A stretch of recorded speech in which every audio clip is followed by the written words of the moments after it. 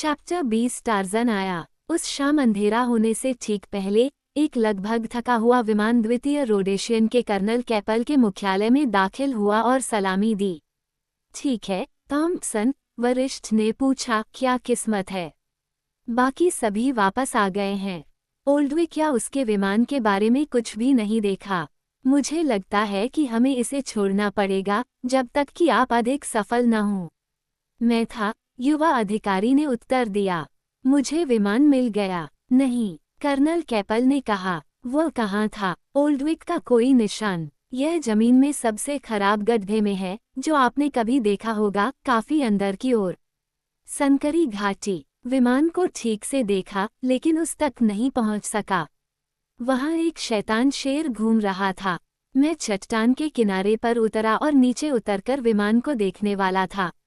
लेकिन यह आदमी 1 घंटे या उससे ज्यादा समय तक इधर उधर घूमता रहा और आखिरकार मुझे उसे छोड़ना पड़ा। क्या आपको लगता है कि शेरों ने ओल्डविक को पकड़ लिया है? कर्नल ने पूछा। मुझे संदेह है, लेफ्टिनेंट थॉम्पसन ने उत्तर दिया, इस तथ्य से कि इस बात का कोई संकेत नहीं था कि शेर ने विमान के आसपास कहीं भी भोजन किया था। जब मैंने पाया कि विमान के आसपास उतरना असंभव था, तो मैं उठा और घाटी में ऊपर नीचे की टोह ली। दक्षिण में कई मील की दूरी पर मुझे एक छोटी, जंगली घाटी मिली जिसके बीच में, कृपया मुझे पागल मत समझिए, सर, एक सामान्य शहर है, सड़कें, इमारतें, एक लेगून वाला केंद्रीय चौक, गुंबदों और मीनारों वाली अच्छी खासी इमारतें और इस तरह की सभी चीजें। बड़े अधिकारी ने छोटे अधिकारी की ओर दयापूर्वक देखा। तुम बहुत परेशान हो, थॉम्पसन, उसने कहा। जाओ और अच्छी नींद लो। तुम इस काम में बहुत समय से लगे हो और ये तुम्हें परेशान कर रहा होगा। युवक ने थोड़ा चिढ़कर अपना सिर हिलाया। माफ करें, सर, उसने कहा, लेकिन मैं आपको सच बता रहा हूँ। मैं गलत नहीं हूँ। मैंने कई बार उस जगह का चक्कर लगाया। हो सकता है कि ओल्डविक वहां पहुंच गया हो या इन लोगों ने उसे पकड़ लिया हो। क्या शहर में लोग थे? कर्नल ने पूछा। हाँ, मैंने उन्हें सड़कों पर देखा था। क्या आपको लगता है कि घुड़सवार सेना घाटी तक पहुंच सकती है? कर्नल ने पूछा। नहीं, थॉम्पसन ने उत्तर दिया, देश पूरी तरह से गहरी घाटियों से घिरा हुआ है। यहाँ तक कि पैदल सेना को भी इसमें बहुत समय लगेगा, और यहाँ बिल्कुल भी पानी नहीं है जिसे मैं कम से कम 2 दिन की पैदल यात्रा के लिए खोज सकूं। इसी समय एक बड़ी वॉक्सहॉल द्वितीय रोडेशियन के मुख्यालय के सामने आकर रुकी और कुछ ही देर बाद जनरल स्मट्स उतरकर अंदर दाखिल हुए। कर्नल कैपल अपनी कुर्सी से उठे और अपने वरिष्ठ को सलामी दी, और युवा लेफ्टिनेंट ने सलामी दी और सावधान की मुद्रा में खड़े हो गए। मैं वहां से गुजर रहा था, जनरल ने कहा, और मैंने सोचा कि मैं कुछ बातचीत के लिए रुक जाऊं। वैसे, लेफ्टिनेंट स्मिथ, ओल्डविक की खोज कैसी चल रही है? मैं यहाँ थॉम्पसन को देख रहा हूँ और मुझे लगता है कि वो खोज के लिए नियुक्त किए गए लोगों में से एक था। हाँ, कैपल ने कहा, वह था। वो अंदर आने वाला आखिरी व्यक्ति है। उसने लेफ्टिनेंट का जहाज ढूंढ लिया, और फिर उसने वही दोहराया जो लेफ्टिनेंट थॉम्पसन ने उसे बताया था। जनरल कर्नल कैपल के साथ मेज पर बैठ गया, और दोनों अधिकारियों ने मिलकर, फ्लायर की सहायता से, शहर के अनुमानित स्थान को चिन्हित किया, जिसके बारे में थॉम्पसन ने बताया था कि उसने खोज की है। ये बहुत ही कठिन इलाका है, स्मट्स ने टिप्पणी की, लेकिन हम तब तक कोई कसर नहीं छोड़ सकते जब तक कि हम उस लड़के को खोजने के लिए हर संभव संसाधन का इस्तेमाल न कर लें। हम एक छोटी सेना भेजेंगे। एक बड़ी सेना की तुलना में एक छोटी सेना के सफल होने की संभावना अधिक होगी। कर्नल, लगभग 1 कंपनी, या कहें कि 2, राशन और पानी के परिवहन के लिए पर्याप्त मोटर लॉरी के साथ। एक अच्छे आदमी को कमान सौंपें और उसे पश्चिम में जहां तक मोटरें जा सकती हैं, वहां तक एक बेस स्थापित करने दें। आप एक कंपनी को वहां छोड़ सकते हैं और दूसरी को आगे भेज सकते हैं। मुझे विश्वास है कि आप शहर से 1 दिन की दूरी पर अपना बेस स्थापित कर सकते हैं, और यदि ऐसा है तो आप जो सेना आगे भेजेंगे उसे पानी की कमी के कारण कोई परेशानी नहीं होगी, क्योंकि शहर जिस घाटी में स्थित है वहां निश्चित रूप से पानी होगा। टोही और संदेशवाहक सेवा के लिए कुछ विमानों की व्यवस्था करें, ताकि बेस हर समय अग्रिम दल के साथ संपर्क में रह सके। आपकी सेना कब आगे बढ़ सकती है? हम आज रात ट्रकों में सामान भर सकते हैं, कैपल ने उत्तर दिया, और कल सुबह लगभग 1 बजे कूच कर सकते हैं। अच्छा, जनरल ने कहा, मुझे सूचित करते रहो, और दूसरों को सलाम करते हुए वह चला गया। जैसे ही टार्ज़न ने लताओं की ओर छलांग लगाई, उसने महसूस किया कि शेर उसके करीब था और उसका जीवन शहर की दीवारों से चिपकी हुई लताओं की ताकत पर निर्भर था। लेकिन उसे बहुत राहत मिली जब उसने पाया कि तने एक आदमी की भुजा के बराबर बड़े थे, और उनकी लताएं दीवार से इतनी मजबूती से चिपकी हुई थीं कि तने पर उसके वजन का कोई खास असर नहीं हो रहा था।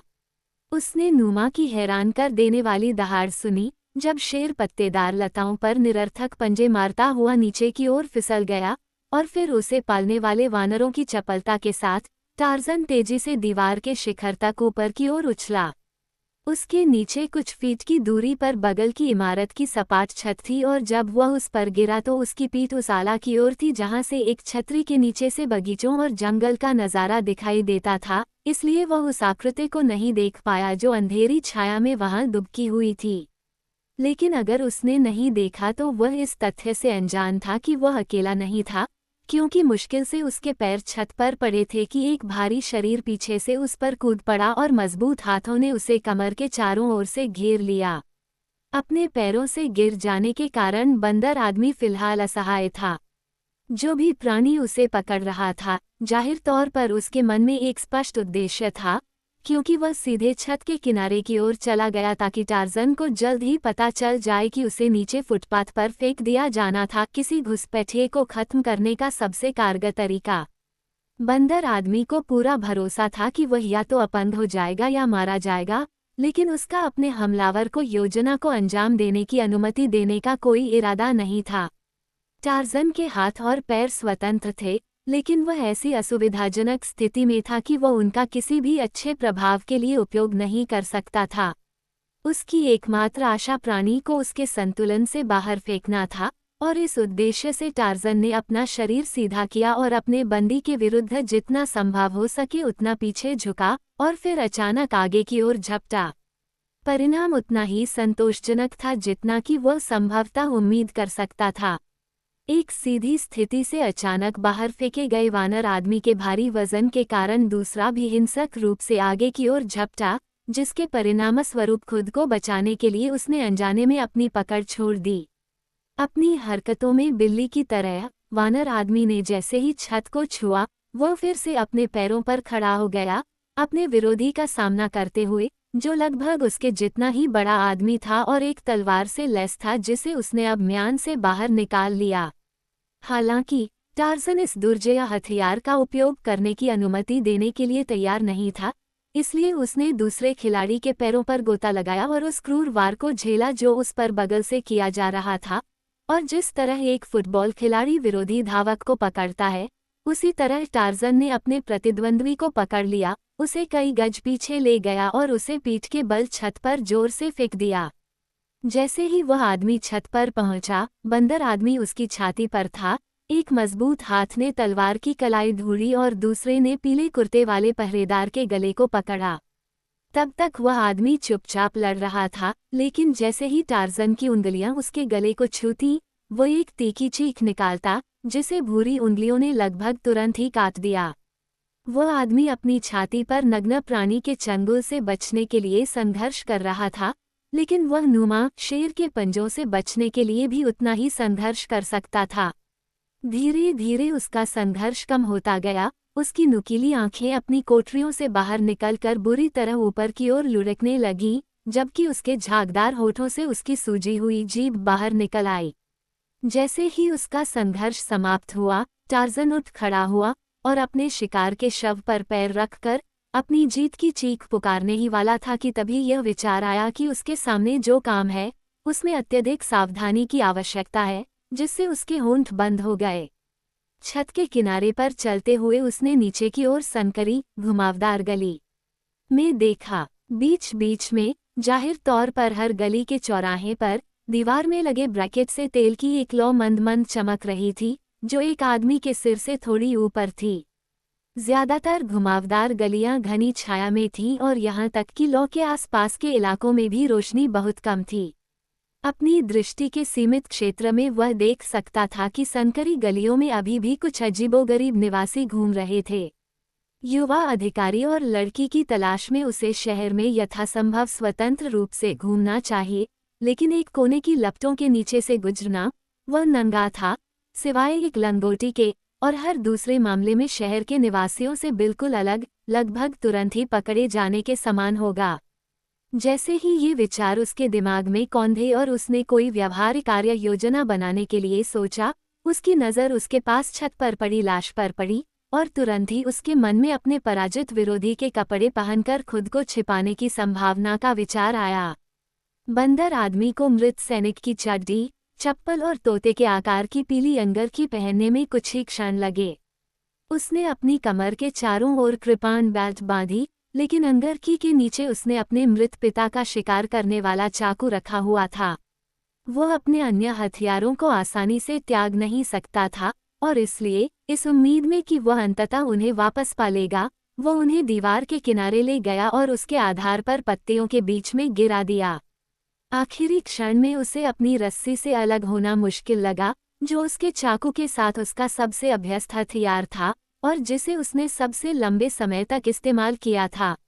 उसने पाया कि कृपाण बेल्ट को हटाकर वह अपनी अंगरखी के नीचे अपनी कमर के चारों ओर रस्सी लपेट सकता था, और फिर बेल्ट को वापस करके भी इसे संयोग से देखे जाने से पूरी तरह से छिपाए रख सकता था। अंत में, संतोषजनक ढंग से भेस बदलकर और अपने काले बालों के साथ शहर के मूल निवासियों के साथ अपनी समानता की सत्यता को जोड़ते हुए, उसने नीचे सड़क तक पहुंचने का कोई साधन खोजा। हालांकि वह छत की छत से गिरने का जोखिम उठा सकता था, लेकिन उसे ऐसा करने से डर था कि कहीं वह राहगीरों का ध्यान आकर्षित न कर ले और संभावित रूप से पकड़ा न जाए। इमारतों की छतों की ऊंचाई अलग अलग थी, लेकिन चूंकि सभी छतें कम थीं, इसलिए उसने पाया कि वह आसानी से छतों के साथ साथ चल सकता है, और उसने कुछ दूरी तक ऐसा किया, जब तक कि अचानक उसे अपने ठीक सामने एक नज़दीकी इमारत की छत पर कई आकृतियां लेटी हुई दिखाई नहीं दी। उसने प्रत्येक छत पर छेद देखे थे, जो स्पष्ट रूप से नीचे के अपार्टमेंट में प्रवेश के लिए थे, और अब उसके आगे के लोगों द्वारा उसका आगे बढ़ना रोक दिया गया। उसने एक इमारत के अंदरूनी हिस्से से सड़क तक पहुंचने का जोखिम उठाने का फैसला किया। छेदों में से एक के पास पहुंचकर वह ब्लैक होल पर झुका और नीचे के अपार्टमेंट में जीवन की आवाज़ें सुनने लगा। न तो उसके कान और न ही उसकी नाक ने आसपास के क्षेत्र में किसी भी जीवित प्राणी की उपस्थिति का सबूत दर्ज किया, और इसलिए बिना किसी हिचकिचाहट के बंदर आदमी ने अपने शरीर को छेद के माध्यम से नीचे उतारा और गिरने ही वाला था कि उसका पैर एक सीढ़ी के पायदान से टकराया, जिसका उसने तुरंत फायदा उठाया और नीचे के कमरे के फर्श पर उतर गया। यहाँ लगभग पूर्ण अंधकार था जब तक कि उसकी आंखें अंदर की ओर देखने की आदी नहीं हो गईं, जिसका अंधकार दूर की सड़क की चमक से परावर्तित प्रकाश से थोड़ा कम हो गया था, जो बीच बीच में मुख्य मार्ग के सामने की संकरी खिड़कियों से चमकती थी। अंत में, आश्वस्त होकर कि अपार्टमेंट खाली है, टार्ज़न ने भूतल पर जाने के लिए एक सीढ़ी की तलाश की। यह उसे एक अंधेरे दालान में मिली, जिस पर कमरा खुलता था, सड़क की ओर नीचे की ओर जाने वाली संकरी पत्थर की सीढ़ियों की एक उड़ान। संयोग ने उसका साथ दिया ताकि वह घर के किसी भी निवासी से मिले बिना आर्केड की छाया तक पहुंच जाए। सड़क पर आने के बाद उसे यह समझ में नहीं आया कि वो किस दिशा में जाना चाहता है, क्योंकि उसने दोनों यूरोपीय लोगों को लगभग गेट तक ट्रैक कर लिया था, जिससे उसे यकीन था कि उन्हें शहर में प्रवेश मिल गया होगा। दिशा और स्थान के बारे में उसकी गहरी समझ ने उसे शहर के भीतर उस बिंदु का काफी सटीकता से अनुमान लगाने में सक्षम बनाया, जहां से वह उन लोगों के निशान इकट्ठा करने की उम्मीद कर सकता था, जिन्हें वह ढूंढ रहा था। हालांकि, पहली जरूरत उत्तरी दीवार के समानांतर एक सड़क की खोज करना था, जिसके साथ वह जंगल से देखे गए गेट की दिशा में अपना रास्ता बना सकता था। यह महसूस करते हुए कि सफलता की उसकी सबसे बड़ी उम्मीद उसके ऑपरेशन की हिम्मत में निहित है, वह आर्केड की छाया में रहने के अलावा किसी अन्य छिपने की कोशिश किए बिना निकटतम सड़क की ओर बढ़ गया, जिसे उसने अनुमान लगाया कि वह उस पर कोई विशेष ध्यान नहीं देगा, क्योंकि उसने अन्य पैदल यात्रियों को भी ऐसा करते देखा था। जिन कुछ लोगों के पास से वह गुजरा, उन्होंने उस पर ध्यान नहीं दिया, और वह लगभग निकटतम चौराहे पर पहुंच गया था जब उसने कई लोगों को पीले रंग की अंगरखी पहने देखा जो उसके कैदी से ली गई थी। वे सीधे उसकी ओर आ रहे थे और बंदर आदमी ने देखा कि अगर वह आगे बढ़ता रहा तो वह सीधे 2 सड़कों के चौराहे पर फ्लैशलाइट की पूरी रोशनी में उनसे मिल जाएगा। उसका पहला झुकाव स्थिर रूप से आगे बढ़ने का था, क्योंकि व्यक्तिगत रूप से उसे उनके साथ हाथापाई करने में कोई आपत्ति नहीं थी, लेकिन लड़की की अचानक याद, जो संभवतः इन लोगों के हाथों में एक असहाय कैदी थी, ने उसे कार्रवाई की कोई अन्य और कम खतरनाक योजना बनाने के लिए प्रेरित किया। वो लगभग आर्केड की छाया से निकलकर फ्लेयर की पूरी रोशनी में आ गया था और आने वाले लोग उससे बस कुछ गज की दूरी पर थे, जब वह अचानक घुटनों के बल बैठ गया और अपने सैंडल के आवरण को ठीक करने का नाटक करने लगा। आवरण, जिसके बारे में, वैसे, उसे बिल्कुल भी यकीन नहीं था कि उसने अपने सैंडल को ठीक किया है या नहीं, जैसा कि उनके निर्माता चाहते थे। वह अभी भी घुटनों के बल बैठा था जब सैनिक उसके बराबर आ गए। अन्य लोगों की तरह, जिन्हें उसने पार किया था, उन्होंने उस पर कोई ध्यान नहीं दिया और जैसे ही वे उसके पीछे आए, वह अपने रास्ते पर आगे बढ़ गया, 2 सड़कों के चौराहे पर दाईं ओर मुड़ गया। अब वो जिस सड़क पर चल रहा था, वह इतनी घुमावदार थी कि ज्यादातर समय उसे किसी भी कोने पर लगी हुई रोशनी से कोई फायदा नहीं मिल रहा था, इसलिए उसे आर्केड की घनी छाया में टिटोलकर अपना रास्ता बनाना पड़ा। अगली रोशनी तक पहुंचने से ठीक पहले सड़क थोड़ी सीधी हो गई थी, और जैसे ही वह उसके नजदीक पहुंचा, उसने एक रोशनी के धब्बे के सामने एक शेर की आकृति देखी। वह जानवर टार्जन की दिशा में धीरे धीरे सड़क पर आ रहा था। एक महिला उसके ठीक सामने से रास्ता पार कर गई और शेर ने उस पर ध्यान नहीं दिया, न ही उसने शेर पर। एक पल बाद एक छोटा बच्चा महिला के पीछे भागा और वह शेर के इतने करीब आ गया कि जानवर को छोटे से बच्चे से टकराने से बचने के लिए अपना रास्ता एक कदम पीछे हटाना पड़ा। बंदर आदमी मुस्कुराया और जल्दी से सड़क के दूसरी तरफ चला गया, क्योंकि उसकी नाजुक इंद्रियों ने संकेत दिया कि इस बिंदु पर शहर की सड़कों से गुजरने वाली हवा और विपरीत दीवार से विक्षेपित होकर अब शेर से उसकी ओर बहेगी, जबकि अगर वह सड़क के उस किनारे पर रहता जिस पर वह मांसाहारी को देखते समय चल रहा था, तो उसकी गंध जानवर के नथुने तक पहुंच जाती, और टार्जन जंगल के बारे में इतना समझदार था कि उसे एहसास हुआ कि भले ही वह मनुष्य और जानवर की आंखों को धोखा दे सकता है, लेकिन वह बड़ी बिल्लियों में से एक के नथुने से इतनी आसानी से यह नहीं छिपा सकता कि वह शहर के निवासियों से अलग प्रजाति का प्राणी है, संभवतः एकमात्र इंसान जिससे नुमा परिचित था। उसमें बिल्ली एक अजनबी को पहचान लेती थी, और इसलिए एक दुश्मन को, और टार्जन एक क्रूर शेर से मुठभेड़ में देरी नहीं करना चाहता था। उसकी चाल सफल रही, शेर ने उसकी ओर एक तिरछी नज़र से ज्यादा कुछ नहीं देखा। वो कुछ दूर तक आगे बढ़ा और लगभग उस बिंदु पर पहुंच गया जहां उसे लगा कि वह शहर के गेट से जाने वाली सड़क को खोज लेगा, तभी 2 सड़कों के चौराहे पर उसके नथुने में लड़की की गंध आई। अन्य गंध की भूल भुलैया में से बंदर आदमी ने लड़की की जानी पहचानी गंध को पहचाना और एक सेकंड बाद स्मिथ ओल्डविक की गंध को। हालांकि उसे ऐसा करने के लिए मजबूर होना पड़ा, क्योंकि वह प्रत्येक सड़क के चौराहे पर बहुत नीचे झुकता था और बार बार अपने चप्पलों पर ध्यान देता था और अपने नथुने को जितना संभव हो सके फुटपाथ के करीब लाता था। जैसे जैसे वह उस सड़क पर आगे बढ़ा जिससे दिन में पहले दोनों को ले जाया गया था, उसने देखा कि, जैसा कि उन्होंने देखा था, इमारतों के प्रकार में बदलाव आया है, क्योंकि वह एक आवासीय क्षेत्र से दुकानों और बाजारों वाले हिस्से में जा रहा था। यहाँ फ्लेयर्स की संख्या इतनी बढ़ गई थी कि वे न केवल सड़क के चौराहों पर बल्कि बीच बीच में भी दिखाई दे रहे थे, और वहाँ बहुत अधिक लोग थे। दुकानें खुली और रोशन थीं, क्योंकि सूरज ढलने के साथ दिन की तीव्र गर्मी ने सुखद ठंडक को जन्म दे दिया था। यहाँ भी सड़कों पर खुलेआम घूमते शेरों की संख्या बढ़ गई थी, और पहली बार टार्जन ने लोगों की अजीबोगरीब हरकतों पर ध्यान दिया। एक बार वह एक नग्न आदमी को सड़क पर तेजी से दौड़ते हुए देखकर लगभग परेशान हो गया था, जो अपनी पूरी आवाज में चिल्ला रहा था। और फिर वह एक महिला से लगभग टकरा गया जो चारों पैरों पर खड़ी होकर आर्केड की छाया में अपना रास्ता बना रही थी। पहले तो बंदर आदमी ने सोचा कि वह कुछ ढूंढ रही है जो उसने गिरा दिया था, लेकिन जब वह उसे देखने के लिए एक तरफ गया, तो उसने देखा कि वह ऐसा कुछ नहीं कर रही थी। उसने अपने पैरों पर खड़े होने के बजाय केवल अपने हाथों और घुटनों के बल चलना चुना था। दूसरे ब्लॉक में उसने दो प्राणियों को एक बगल की इमारत की छत पर संघर्ष करते देखा, जब तक कि उनमें से एक ने खुद को दूसरे की पकड़ से मुक्त नहीं कर लिया। उसने अपने प्रतिद्वंद्वी को एक जोरदार धक्का दिया जिससे वह नीचे फुटपाथ पर गिर गया, जहां वह धूल भरी सड़क पर निश्चल पड़ा रहा।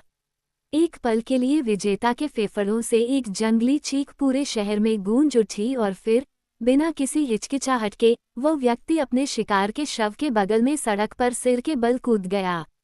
एक शेर दरवाजे की घनी छाया से निकलकर उसके सामने खड़ी दो खूनी और बेजान चीजों के पास पहुंचा। टार्ज़न को आश्चर्य हुआ कि खून की गंध का जानवर पर क्या असर होगा, और ये देखकर उसे आश्चर्य हुआ कि जानवर ने सिर्फ लाशों और गर्म लाल खून को सूंघा और फिर उन दो मरे हुए लोगों के पास लेट गया। वह शेर के पास से कुछ ही दूर निकला था कि उसका ध्यान सड़क के पूर्वी किनारे पर एक इमारत की छत से एक आदमी की आकृति पर गया जो खुद को बड़ी मुश्किल से नीचे उतार रहा था। टार्ज़न की जिज्ञासा जागृत हुई।